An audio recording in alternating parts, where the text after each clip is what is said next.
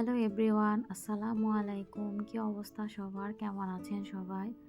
আশা করি যে যেখানে আছেন সবাই মহান আল্লাহর রহমতে ভালো আছেন, সুস্থ আছেন, নিরাপদে আছেন। আলহামদুলিল্লাহ, আমরাও আপনাদের দোয়া আল্লাহর রহমতে ভালো আছি। নতুন দিনে নতুন আরও একটি ব্লগ ভিডিও নিয়ে আবারও আপনাদের মাঝে হাজির হলাম। আশা রাখছি আজকের এই ভিডিওটি আপনাদের কাছে বেশ ভালো লাগবে। যারা ভিডিওতে ক্লিক করেছেন দয়া করে একটি লাইক দিয়ে ফুল ভিডিওটি কন্টিনিউ করার চেষ্টা করবেন। আপনার একটি লাইক আমার কাছে খুব গুরুত্বপূর্ণ। সকাল থেকে ভিডিওটি শুরু করে দিয়েছে তো আমি আমাদের রুমটাকে ভালো করে গুছিয়ে নিয়েছি। তারপর এই রুমে আসলাম, এসে দেখলাম যে আমার ভাস্তি আর কি সেও বিছানা গুছাচ্ছে। তো আমি বললাম যে একটু ভিডিও করে নিই। আর যেহেতু ছোট বাচ্চা আছে আমাদের সাথে, সেহেতু ঘর কিন্তু প্রচুর নোংরা হয় এবং প্রচুর ময়লা হয়। আর আমার বাচ্চা যেহেতু বাইরে খেলতে যেতে পারছে না, শীতের কারণে আসলে কেউই আমরা বাইরে যেতে পারি না। তো আজকে আলহামদুলিল্লাহ কিন্তু রোদ উঠেছে, তো আল্লাহর কাছে লাখো কোটি শুকরিয়া। অনেক দিন পর সূর্যের দেখা পেলাম, আর সূর্য দেখা পেয়ে আজকে মনটা অনেক খুশিতে ভরে গেল। তো অনেক দিন ধরেই আর কি সূর্য উঠছিল না, শীতের তো অবস্থা অনেক বেশি খারাপ। তো আজকে একটু শীত কম লাগছিল সূর্যের কারণে।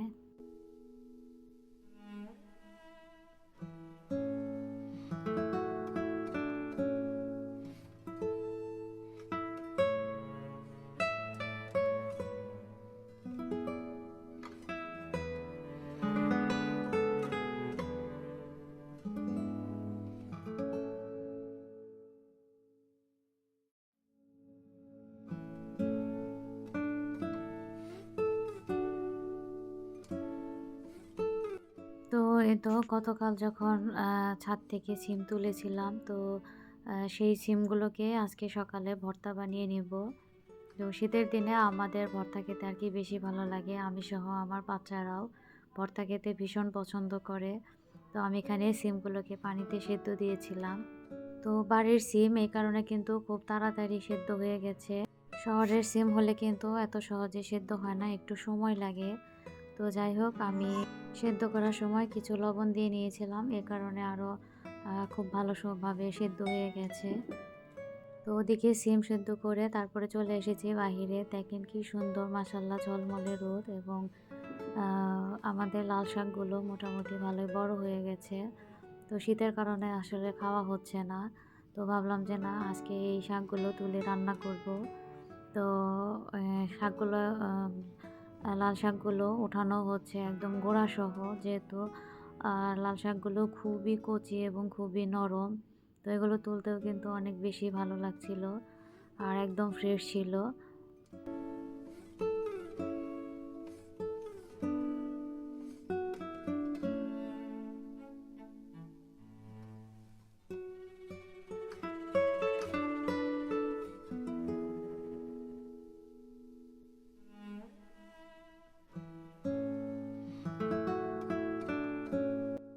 যে কোনো ধরনের শাক বলেন কিংবা সবজি বলেন, সেটা যদি নিজের হাতে লাগিয়ে কিংবা নিজের হাতে তুলে খাওয়া যায়, এটার মজা কিন্তু অন্যরকম হয়, এবং এর মাঝে কিন্তু খাবারের স্বাদও কিন্তু বাড়ে।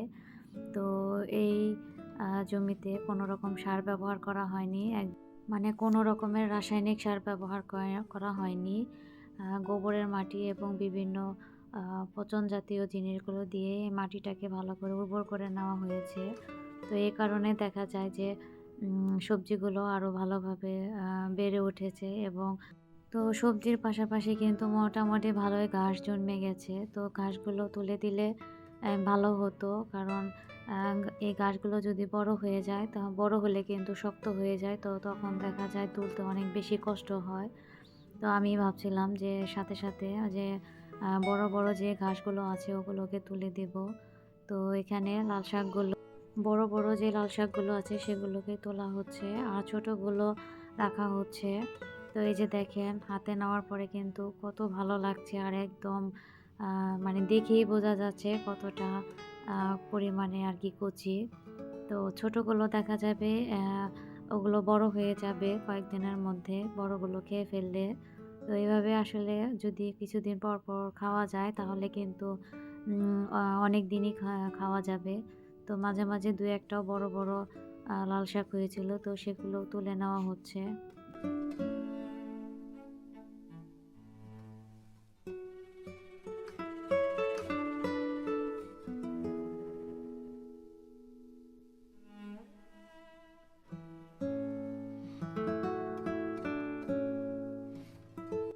তো শহরে থেকে গ্রাম অঞ্চলে কিন্তু এই একটা সুবিধা যে আপনি আপনার ইচ্ছামতো শাকসবজি লাগাতে পারবেন। আর যখন খুশি তখন সেটা তুলেও খেতে পারবেন। তো যাই হোক, এই যে দেখেন এখন যেগুলো তোলা হচ্ছে এগুলোই হচ্ছে ঘাস। তো এগুলো বড় হলে কিন্তু শক্ত হয়ে যাবে। আর এগুলোর কারণে তো এখানটাতে রসুন লাগানো হয়েছে। তো এই বড় বড় ঘাসের কারণে কিন্তু রসুনগুলো ভালোভাবে বেড়ে উঠতে পারছে না। কারণ মাটির যে ভিটামিন বলেন কিংবা মাটির যে আ আ পানিটা সব কিন্তু এই ঘাসগুলো খেয়ে বড় হচ্ছে। আর দেখেন ঘাসগুলোও কিন্তু কত একদম ফ্রেশ। তার মানে ওরা হেলদি খাবার পাচ্ছে দেখে এরকম ভাবে সুন্দরভাবে বেড়ে উঠতে পারছে। তো এগুলোকে তুলে দিলে কিন্তু আমাদের যে রসুনগুলো আছে সেগুলো ভালোভাবে হবে। আর এই ঘাসগুলো পুরো জমিতে হয়নি। তো এই সাইডটায় একটু বেশি হয়েছিল সামান্য পরিমাণে। তো এখন একবারে মানে পাশাপাশি, তো এগুলোকে আরকি একটু পরিষ্কার করে দেওয়া হচ্ছে।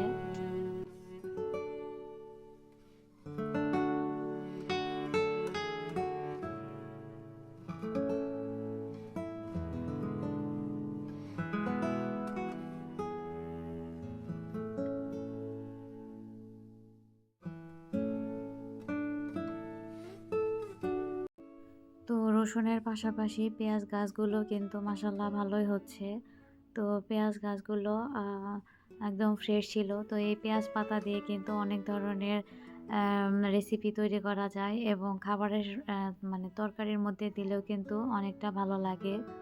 তো চিন্তা করছি যে এখান থেকে পেঁয়াজ পাতা নিয়েও রান্না করব। তো আজকে তো আর করা হবে না। হয়তো পরবর্তীতে রান্না করা হবে। আর এই পেঁয়াজ পাতা যদি কোনো ভর্তার সাথে দেয়া হয় সেটার স্বাদও কিন্তু বেড়ে যায় দ্বিগুণ।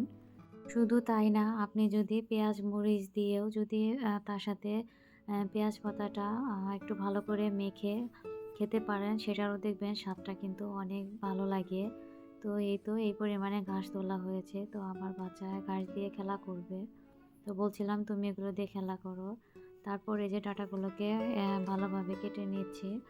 তো আজকে লাল শাকগুলো খুব ভালো করে রান্না করা হবে। তো আজকের দিন দিয়ে আমি ২ বার আরকি লাল শাকগুলো রান্না করেছি। আর লাল শাকগুলো এত পরিমাণে নরম ছিল যে চুলায় দিতেই মানে ২-৩ মিনিটের মধ্যেই একদম গলে পানি ছেড়ে দেয়, এরকম একটা অবস্থা।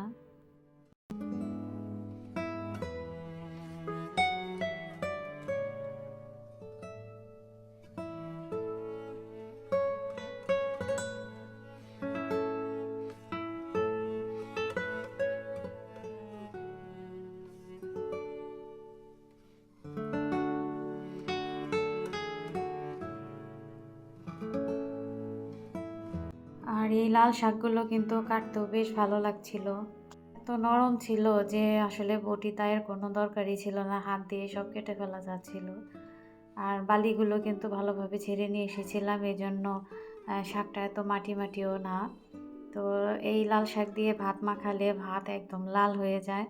তো ছোটোবেলায় দেখা যেত যে যখন আম্মু লাল শাক রান্না করতো, তো আমি খুব তৃপ্তি সহকারে খেতাম। মানে লাল শাকটা আমার ছোটোবেলা থেকেই খুব পছন্দ। আর লাল শাক দিয়ে ভাত মাখালে কিন্তু ভাতের কালারটা লাল হয়। তো ঢাকা শহরে কিন্তু লাল শাক কিনলে সেই লাল শাক দিয়ে ভাত খেলে বোঝাই যায় না যে আমি কী শাক দিয়ে ভাত খাচ্ছি।